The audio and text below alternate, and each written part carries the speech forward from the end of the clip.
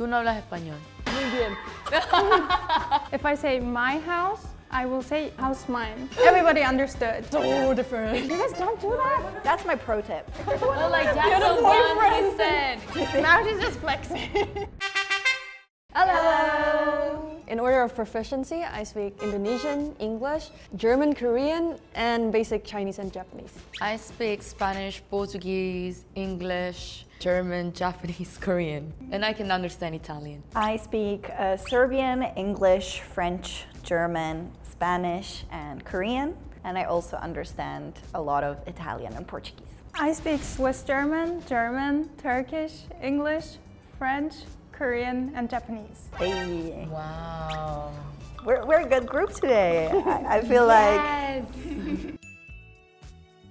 I think we all have like a mother tongue where it's from our family, the language that we speak or where we live. And then also from school. For example, like I learned Chinese in school for 10 years. Don't know how much of it is still remaining in my brain, but we learned it, and I think you guys as well, right? What's your story? My story begins.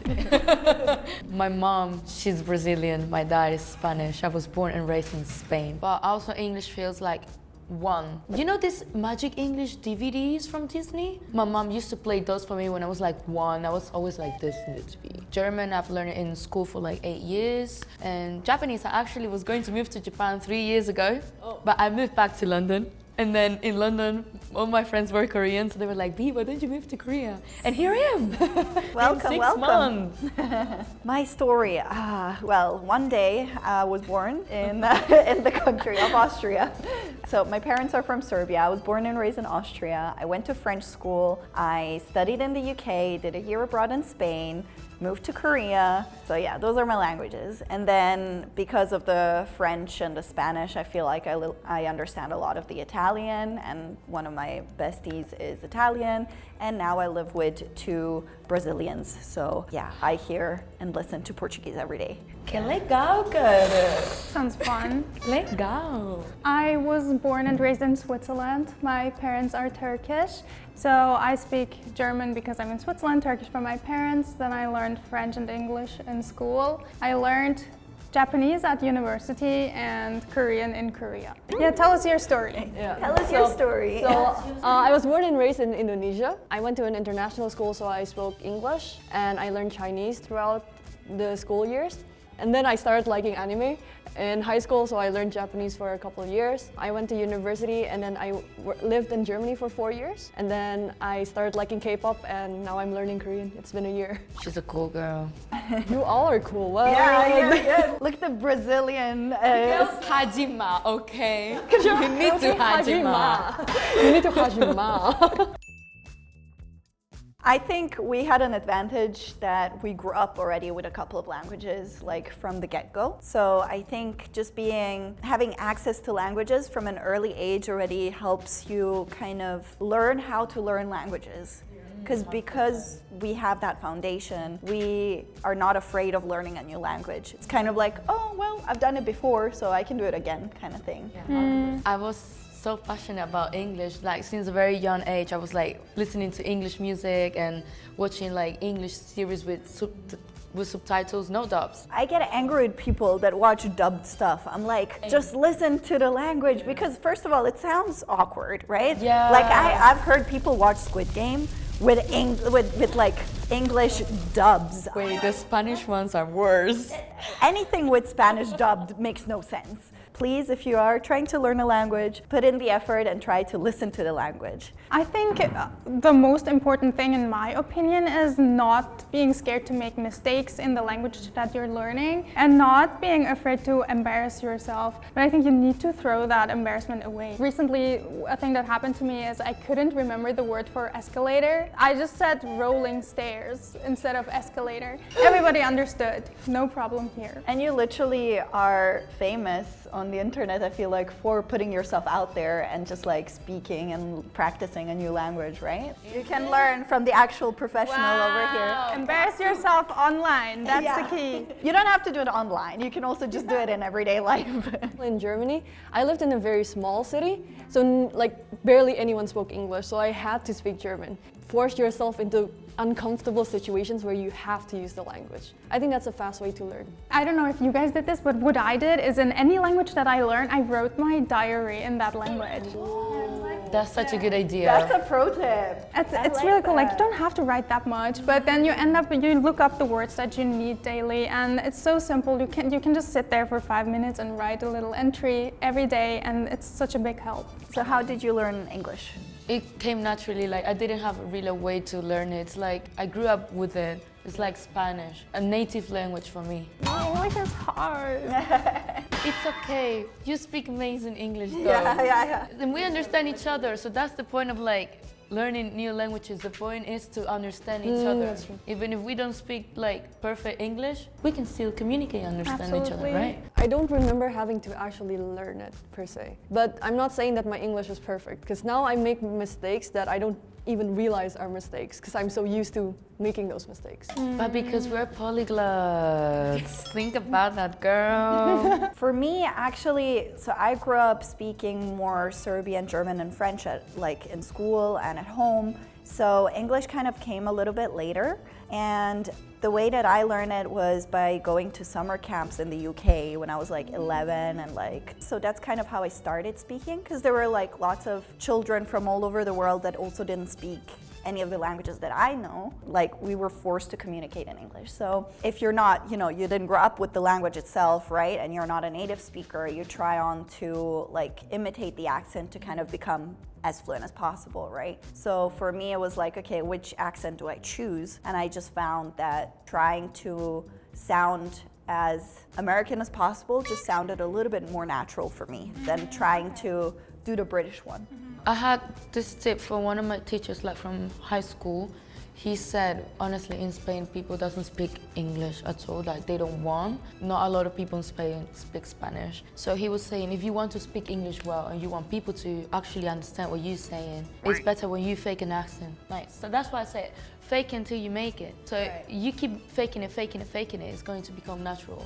It is, absolutely. I think that localizing is really a psychological thing, because like, for example, if you go to Singapore and you speak the perfect American English, taxi driver would be like, they wouldn't. You have to like adapt to the local accent in order to connect better to the local people. English is international in many ways. Ich glaube, du sollst anfangen. Soll ich auf Schweizerdeutsch oder auf Hochdeutsch? Deutsch, Deutsch bitte, weil sonst verstehen wir dich gar nicht. Ich liebe aber Schweizerdeutsch, es klingt so lustig. Du kannst dich es vorstellen. probieren. Auf Schweizerdeutsch? Ja. Jetzt kommt wieder Englisch automatisch raus. Hallo, ich heiße Mehtap. Es ist mega ähnlich wie Hochdeutsch, aber es ist nicht genau gleich. Es ist gar nicht gleich, finde ich. Ja, also wie ein bisschen anders. bayerisch.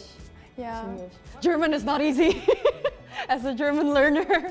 What would be the difference, you would say, girls, between German from Germany, Austria and Switzerland? So different. Because it's very different. For example, Swiss German, it's just a dialect. There's no Swiss German dictionary or Swiss German correct way of writing things. Everybody just writes whatever way. There's no correct thing. So if you live in the same city, everybody speaks different. So it's really interesting. It's just a dialect, I think. I went to French school, so my German is quite like Hochdeutsch. It's kind of like just a very standard accent. There are certain parts of Austria that I even find hard understanding, like anything that's closer to Switzerland, for example, or like in certain like southern regions or something like that.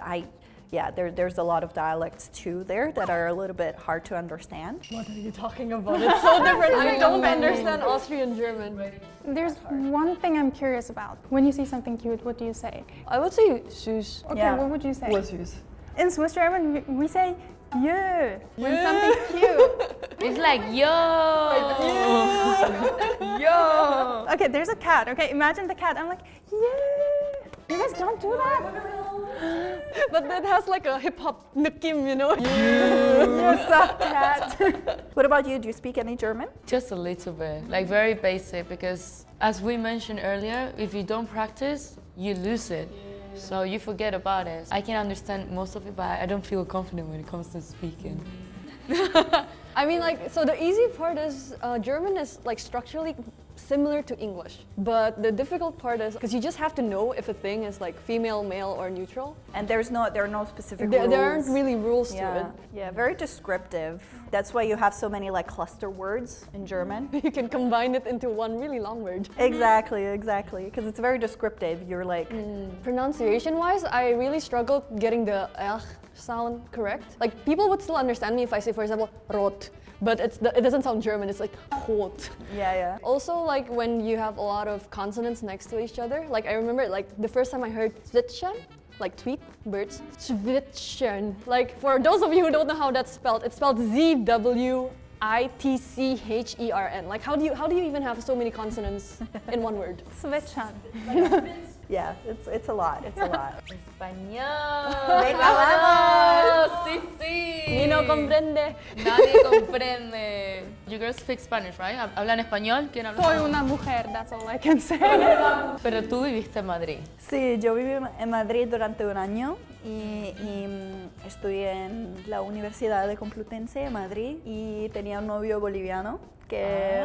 ¡Qué bueno! Sí, no hablaba inglés, por eso sí, lo aprendí muy bien, creo. Bueno. Oh, sí, completamente perfecto, sí, ay, me encanta. ¿Tú no hablas español? Muy bien. Sí, pero mira, tienes como un acentillo así como latinoamericano. Sí, no sé, mi acento es una mezclada, no sé qué es, porque ahora tengo muchos amigos que son de Latinoamérica, así que sí, no sé.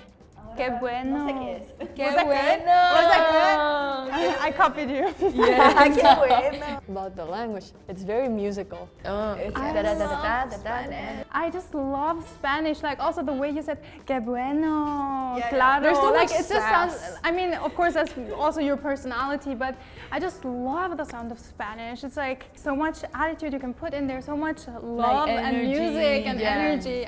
It's such a vibe. That's why I wanted to learn. Spanish is actually my favorite language. It was an optional language at school, so I took that, like it was like once or twice a week, and then I took it as an elective as well in university so that I can do a year abroad in Spain. I didn't actually speak it well up until I moved to Spain, and then I had to like use it every single day, and then I had that boyfriend of mine that, you know, didn't speak English, so that really like skyrocketed. That's my pro tip. If you ever Well, like that's the one he said. find a boyfriend that speaks that language and doesn't speak other languages, and then just keep going at it, okay? The thing is also you gotta find the right person, because not everyone is a good teacher, so you gotta make sure that the person can actually help you get better at the language, because sometimes some people just listen to you and they're like, okay, you know, you make so many mistakes and I don't care. I don't care. Yeah. I think it's also like just in general grammar. I feel like there's a lot of irregular verbs in Spanish, so you gotta always be careful about that. And then I don't know which accent to go for. Yeah, I just go with the flow, and then people are confused. I've had so many people say like, "Are you from Argentina?" I'm like, Oh no, absolutely not at not. all. Like, I was Absolutely like, not. I have nothing to do with Argentina. It's literally Italian accent. Che, boludo, ¿qué estás haciendo? I love it. Bonjour. Bonjour, je m'appelle B. Je m'appelle Genesia. That's all I can say. Je ne parle français. Tu ne parles pas français? I don't parle français. Ah, tu parles pas français. Ok, d'accord. C'est bien de savoir. It's quite difficult. I understand everything, but speaking French, it got so rusty because I haven't spoken it in 10 years. Pour moi, c'est la même chose en fait, parce que moi, je suis allée. Now she's flexing. J'ai fait. Now she's just flexing. Non, je suis allée dans une école française, enfin dans le lycée français de Vienne, depuis la maternelle jusqu'au bac. Je devrais parler en fait mieux le français, mais ça fait déjà plus que 10 ans que je ne le pratique pas, alors c'est un peu difficile pour moi aussi. Because my whole education was in French, so I feel like at some point French was my best like written language, but I never lived in France, so I think that makes a big difference also. Because I don't use the like everyday slang that people use and stuff like that. So I think, yeah, that makes the big difference of where I'm at with my French. Yeah, absolutely. Like, I've also never been to France for a long time. I live right next to France, so I've visited a lot, but I've never been there for like a month or a year. So I think that's what makes a big difference and why it is so difficult, because I've just never been exposed to it for for a prolonged duration. I want to learn French. I don't know French. There are so many silent letters or different ways of pronouncing things, but I don't know. It sounds hard, but I kind of want to learn it. I think French is a beautiful language, but it's very hard to learn because the accent is very specific. You know, I feel like for you it will be easier because you already know a couple of languages, but someone starting from scratch, I think getting the right pronunciation will be a little bit hard with French because the I think the pronunciation will be the hardest because it just doesn't exist in a lot of other languages. Right. The throaty sound. Croissant. Oh my God, the croissant debate. Oh my God. Every time I hear an American say croissant, I'm like, no. But imagine you're an American, you're like, hi, can I have a croissant? All right. In Spanish, it's even worse. We say croissant. Croissant. I think in Indonesia we'd say croissant. That's closer to French. It's a silent T. Just don't. Ooh. Ooh. Portuguese. Oi, gente. Oi, estamos aqui com umas gatinhas, garotinhas. Quem de vocês fala português aqui? But I understand everything you just said. Is obrigado Portuguese? Oh yeah. But you have to say Obrigado. obrigada. I'm thankful. So it's like Spanish. Portuguese is like Spanish. And German, you need to like change the genre of the words. And where from Brazil are you from? Well, my family is from Rio de Janeiro. Samba, carnival, you know, pão de queijo.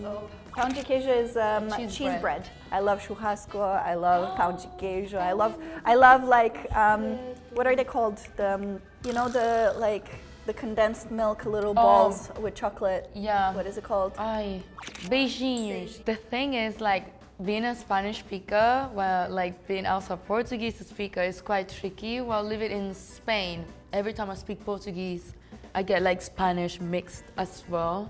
So I'm like, what am I talking? What am I speaking right now? But overall, it's been easy. It's a language that I've learned like through hearing it.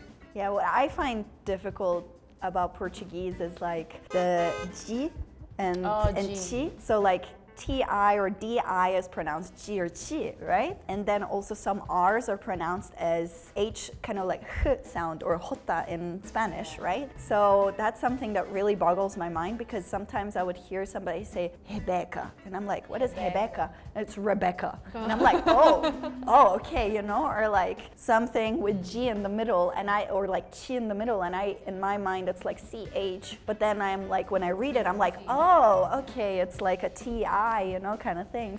So those kinds of things, it's just adjusting my brain to like the different sounds that Brazilian Portuguese makes. I don't know about Portuguese. Ooh. I'm excited about this one. Merhaba. Introduce yourself.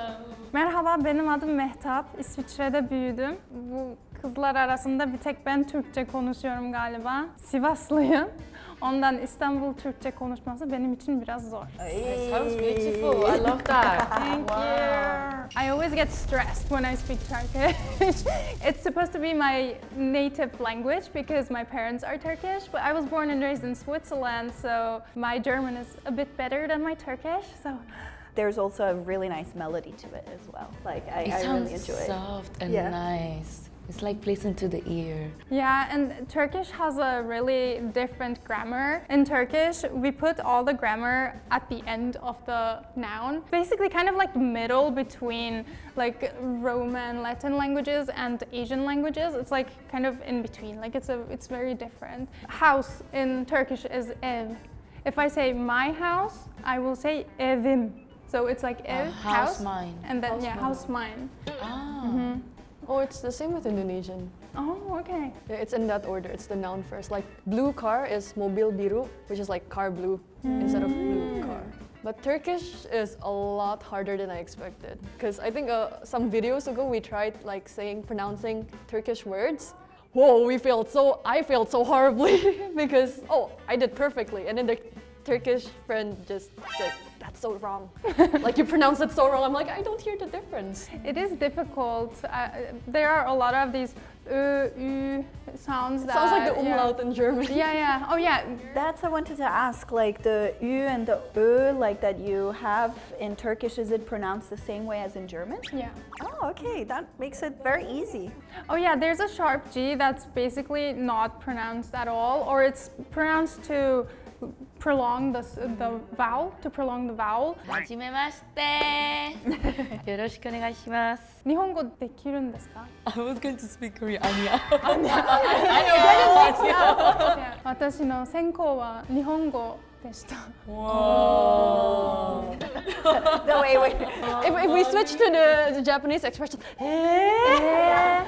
The most fun about Japanese is like the expressions that they have is so different from any other language that I've heard. Like the kind of like or like all of those things sounds so different. It almost sounds very animated to me. You know, it's almost like really everyone can say it in that tone, and like it's because it's very high, right? How you go with your voice. I learned Japanese at university, and we also, of course, had to learn the kanji. I used to take the train for 2 hours to university, 2 hours back, and I had to sit in the train, write kanji like for 2 hours. But it was so satisfying when in the end, when I went to Japan and I could just read everything, I was like, wow. Oh, So how long did you learn Japanese? Just until I got my degree, so it was, I think, a total of 4 years. I wish I can speak Japanese that well. That's why, same. I learned it for 2 years in high school. Like I just took lessons for Japanese. It actually didn't start because I liked anime. I just liked the language, and then because I needed listening practice, I started watching anime. So that's kind of like the opposite of how people are. Because I also had like Chinese background, like kanji came easily to me for the writing part. Yeah. But then like kanji is like traditional Chinese, and I learned the simplified Chinese. So I still had to relearn things, but like I can kind of guess the meanings of some basic kanjis. Grammar-wise, it's similar to Korean now in retrospect, but at the time, that was the first time I learned something where you put everything at the end, and I'm like, it needs some getting used to. Korean. 안녕하세요. 안녕하세요, 여러분. 오늘 날씨요? 너무 좋아요. 좋겠어요. 오늘 좋아요? 네, 여러분보다 더 추워요? 네. 말도 안 돼요, 진짜. 스페인은 너무 더워요. 너무 더워서. 춥다고. Okay, I thought you said 좋아요. I thought 좋아요. Yeah, like you like 좋아요. it? You like it? 아, 그래요? Spain is very hot all throughout the year, so coming here and having some cold is so cool. 근데 오늘 너무 추운 거 아니에요? 엄청 긍정적인. 근데 어제는 영하 13도까지, 18도까지 기온인데 이렇게 얼굴에 바늘 이렇게 들어오는. 저 죽는 줄 알았어요, 진짜. Just speaking. And you shared that really nice tip with us earlier. Dating. Dating helps if you have an actual good teacher. So you need to find someone that actually wants to like improve and kind of like. I don't know about that because like my partner just happens to be Korean and he never like actively teaches me because I don't want to bother him with that. Of course, if I do a big mistake, he will fix it. But I think more than him being my teacher, it's more about the exposure to the language and being able to speak it every day. I agree, but there are some people that just make fun of your accent and then Really? just like, yeah, mean. like they find it cute, but then it's not very motivating, you know, like when you, because when you hear someone just make fun of your accent all the time, then you get shy, you know. I feel like you have to have someone that kind of supports you and kind of like guides you. Yeah, it has to be Teaching you, supportive, but of it has to be course, of supportive, course. yeah. Because there's only so much you can speak like on an everyday basis, like going to a restaurant or like ordering stuff or like talking with the taxi driver or something like that. You know, try to push yourself a little bit harder. Yeah, but it's been like daily practice as well. I feel like I've learned so much since I came here. I mean, I don't feel much confident about making conversation, but I can understand most of it. Indonesian. Okay, introduce yourself, please. Halo, nama aku Genesia. That's it. No, girl, say more. What's Nggak, your kalau- name? What you do? Kalau misalnya ngomong bahasa Indonesia selalu apa ya, orang-orang kayak jarang denger, terus bilangnya itu bahasa Indonesia kayak nggak ada berhentinya, kayak ngomongnya cepet banget gitu, nggak ada berhenti-berhentinya kata-katanya, terus kayak orang bingung aja, katanya ngomongnya cepet, padahal enggak, kita ngomong biasa aja kan. It sounds cute and fast. That language should have been on the top 10 like fastest languages. We did a video about this. That's exactly what I said. Like people, when they hear Indonesian, they say it's really fast because they don't know where the word ends. But it's actually not fast. That's exactly what I said in the intro. It sounds fast. What does it sound like to you? I'm always curious. Like a ball rolling. For me, Yeah, it sounds like 100%, a like down the wave of stairs. water, like a wave of water. Like it's very flowy and nice to listen to. I mean, we have a lot of dialects as well. So like Bahasa Indonesia, the official language is so different than what people actually like speak in their cities. But I'm from Jakarta, so I have like the most like the formal standard. But again, I'm speaking in so much slang that it's not proper Indonesian at all. Slang is good. We love slang. Teach us a word in Indonesian, like a cool slang. Mantap, mantap. That sounds like my name. Maybe your name secretly means great. Oh yeah, it's Mantap. Mehtap mantap. Mehtap, mantap. Serbian. Ćao, ja se zovem Draga, dolazim iz Srbije. Mislim da niko ovde ne priča srpski, tako da ne znam šta da vam kažem. None of us. But feels like a mix of like Russian and Italian somehow. Oh, that's true. It's like Russian plus Italian. Oh. You guys say ciao as well. Well, ciao is in a lot of countries actually, like in Europe. So I don't think it's like linked to specifically like just Romance languages. But yeah, in Serbia we say ciao, but we can also say zdravo. The language itself is rooted in Slavic, so it is more closer to Russian. We don't have actually like that many similarities with Italian. But yeah, it's very different. How do you guys feel about it? It sounds nice. Do you have any like words that are similar to Turkish and Serbian? A lot of words. Right? Because I remember something like that from a classmate I used to have. Historically, we're very intertwined, right? So I think a lot of Turkish words came into the Serbian language, which includes also a lot of food. Or a lot of like items like utensils and stuff like that. So we have a lot of foods that are similar, like sarma or burek or kaymak. We have all of those foods as well, like in our country. Yeah, just things that were used in daily life. Like so yeah, there are definitely similarities. Makes me hungry. Yeah, you guys should come. Serbia has a lot of good food as well. So fun. Yeah. It's interesting to hear about the connections between languages. And shout out to everyone for speaking so many languages. Like, it was really nice to hear all these languages that I cannot speak and very motivating as well. I want to learn Spanish. I want to learn all the languages in the world. Hazlo. No, it was great. I loved it. I love listening to other languages. I love speaking languages. I love sharing about cultures, and I love hearing everyone's story. I feel like everyone that is interested and passionate about languages. Yeah, this is a really fun group. I feel like I made some new friends. Girlhood. It was such a fun experience. Today we shared about the languages that we speak. If you liked the video, please like, comment, and subscribe. See you next time. Bye.